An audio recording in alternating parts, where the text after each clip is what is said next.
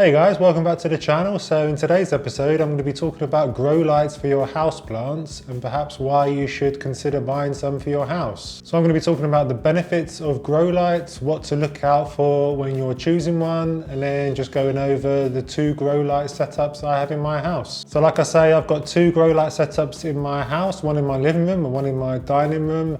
I'll put a link to the grow light that I bought from Amazon in the description. So the first grow light I bought was in my living room, and that was because I had a dark corner of my living room that wasn't getting much light. I wanted to put some houseplants there, so I invested in a grow light, put it in the corner of the room on a piece of furniture, and then I was able to put a selection of plants to brighten up that corner of the room. So I saw how my plants were responding to the grow light in my living room, so then I decided to purchase another one a few months later, and I've set that up in my dining room to help with my propagations. So let's start by talking about why you would want to buy a grow light for your houseplants. As we all know, and as I've said on this channel many times, most houseplants in your house need lots of indirect light for them to photosynthesize and turn that light into energy. Without lots of indirect light, then houseplants can become stunted in their growth and their leaves can start to become faded. Grow lights help in this situation to help us provide the right kind of light for our houseplants that might be situated in a dark corner of a room. So if you have a dark corner of a room in your house that you would like to put some houseplants in, then it might be worth investing in some grow lights like I have to allow you to put plants in that area and then get enough light for them to grow and survive. Grow lights can also be really useful for propagation purposes. Generally when I propagate my plants, I tend to use a propagation bug. So that's just a tote box set up with some perlite, moist perlite. So they tend to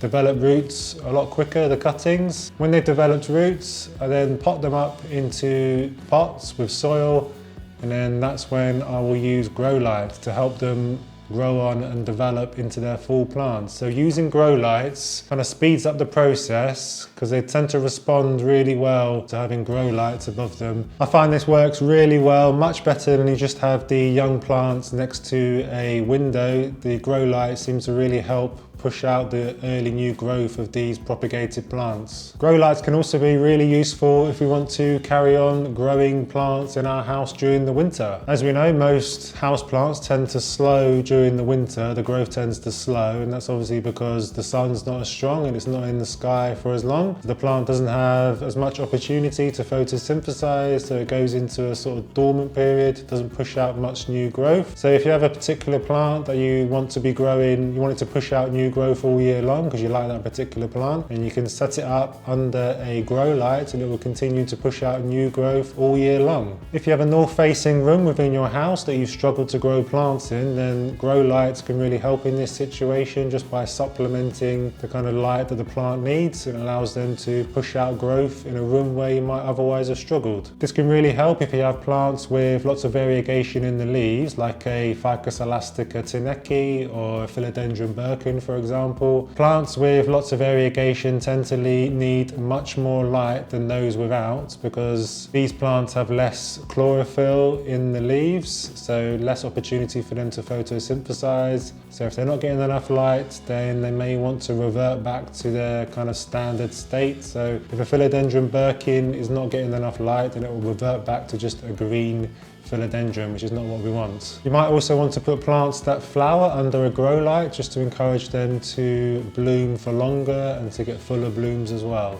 So what are the things we need to look for when choosing a grow light? The first thing we need to look at is what colour or what part of the spectrum of light that the grow light will emit. For indoor houseplants, I would always recommend a full spectrum grow light, one that emits green, red and blue and yellow lights. This is because it will be a balanced light, and that's what we need for our indoor houseplants. Both of my grow lights in my living room and dining room are full spectrum, so they let out the full spectrum of daylight that the plants require, and they seem to be responding very well. You can certainly look to purchase a light that only lets out, say, blue or red spectrum of the light. If you have a particular plant that has that requirement, in that case you just need to research what that plant requires and then buy the light that you need. If you buy a single spectrum light, then obviously the light is going to cast that color light in your room, so you just want to consider whether you want to have that in your house. You should be looking for an LED grow light rather than an incandescent one. The main reasons for this, of course, is that LEDs are much more efficient than incandescent bulbs, and they're much cheaper to run, and they also give off less heat, which is really important. You don't want your plants sat underneath a light that is giving off lots of heat and is really inefficient to run, costing you a fortune, because you're probably going to be having this light on for probably at least 8 hours a day, so the costs can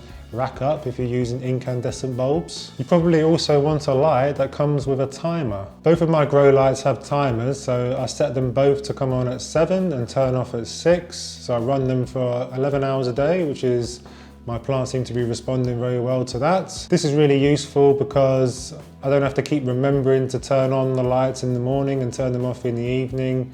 You tend to forget about these things, so you're just safe in the knowledge that they're going to come on automatically in the morning and turn off automatically at night.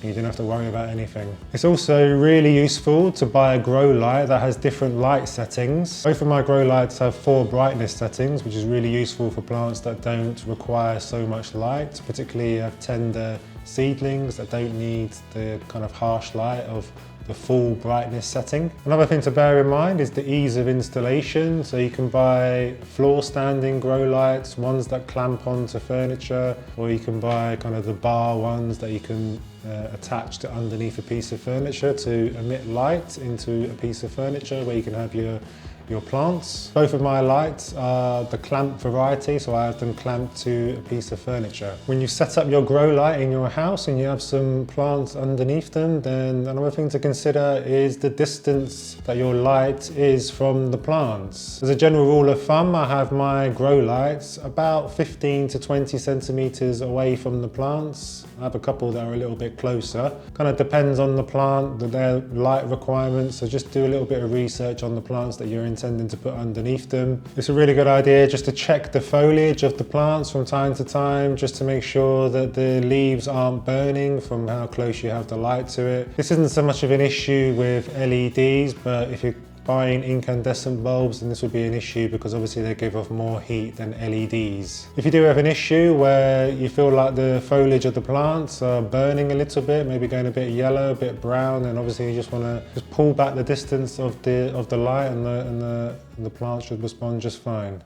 Okay then, so this is the grow light setup that I have in my living room. So this is the grow light at the back. It's a 4-pronged grow light. I have it clamped to the back of this piece of furniture, this piece of IKEA bookshelf furniture. So this is a really good grow light because it has a timer. So I set it for 7 AM to come on and then to turn off at 6 PM. And also it has 4 brightness settings. So I think you can set to have only 1, 2, 3 or all 4 of these lights to come on. So these are some of the plants that I have on here. So there's a mix of like a full plant like this Philodendron Birkin. So this is a variegated plant. I wanted to locate it in this dark corner of this room, but I was scared that the variegation might leave this plant. So I put it under this grow light and it seems to be responding very well. I've got this variegated peperomia as well, a small plant that's much smaller than this. It was a baby plant I bought in my local nursery for only £3. So it's really grown out in this position in this corner of the room under these lights. I've got a couple of Califea zebrinas. So this is a plant that wasn't looking too healthy, really fussy plant that I'm nursing back to life under these grow lights to hopefully get them to perk up a little bit. I've also got a large Tradescantia zebrina that's looking really healthy. So I cut this back a couple of weeks ago just to encourage it to bush out. So I've got a video coming out on this one. I've got a Tradescantia tiana looking very healthy. This tends to not do so well in the winter, so I put it there just to give it some extra light during the winter, and it's responding well. Got this spider plant cutting, so I took some babies from the mother spider plant and I potted it up into this, put it under the grow light, and it's really quickly developed roots. If I pull it out, there's a resistance there, so I know that there's roots in each of these plantlets. Same thing with this Tradescantia tricolor. These are cuttings that I took just 2 weeks ago, I think, and it's already putting out new growth. So it's obviously developed roots, and under this position under these grow lights, it's pushed out new growth. And then I've got a selection of Chinese money plants. There's a larger one here. So all that new growth under these grow lights, they really respond very well. You will notice with these, let me see if I can find an example. Whichever way the plant is facing towards the grow light, all the leaves will face that way. So I do have to probably every couple of days just turn the position of the plant, and it should encourage it to grow more evenly. So as you can see, it's a really simple setup I've got here on this bookshelf. Like I say, this spot of the room is about 3 or 4 meters away from a west facing window, so it really didn't get much light, and this has really helped to allow me to put plants on this position in the room. Okay then, so this is my grow light setup in my dining room. It's a bit of an odd setup I've got going here, but seems to be working for these plants that I have on here. So this is just a trolley that I think I bought from IKEA. I think it's a kitchen trolley. 4 light setup like the one in my living room. I've got 2 of them set up at the top, quite close to the plants I have on there. And then I've got 2 at the bottom, which I'll show you in a second. So this is the top tier of my grow light setup in my dining room. So as you can see, I've got some propagations in here, some cuttings that I'm kind of pushing along. I've got this Tradescantia teddy bear vine that I did a recent video on how to propagate, and it's already putting out new leaves, new growth points. At the back, I've got a Tradescantia purple pallida, I think that's called. So that's a cutting I took from the mother plant, and there's all these new growth points along here. And I've got a couple more Tradescantia teddy bear vine plants here that I've propagated. I really like that plant, so I'm really increasing the amount I have. This is a Oxalis triangularis. I'm waking up from hibernation during the winter, so I'm hoping to see some new leaves come out of there. I've got a video coming out on this when these eventually show up, the leaves in here. And then here I've got a tiny little jade plant, leaf cutting plants. So on the second shelf of this trolley unit I've got here, I've got a couple of Tradescantia zebrinas. You can see one right there. A new stem coming. So I've got a couple of them which are growing very nicely under here, and then I've got another purple pallida. So that's my setup in my dining room. Really simple setup really, just to help me with some cuttings that I've taken, just to get them to speed up the growth process a little bit. So there you have it guys. I find grow lights to be really useful for things like growing out my propagations, and also to have that dark corner of my room illuminated so I can have some nice houseplants on there. I find them super useful, and I would recommend anyone to purchase them if you're enthusiastic about your houseplants. And I guess if you're watching this video, then I guess you are. Let me know about the grow light setups that you have in your house in the comments section, whether you have a clamp setup or a freestanding grow light setup. Be really interested to know that. Hit the thumbs up button as well if you like the video. Subscribe to the channel if you want to be notified when future videos like this come out. And as always, thank you for watching. I'll see you in the next video.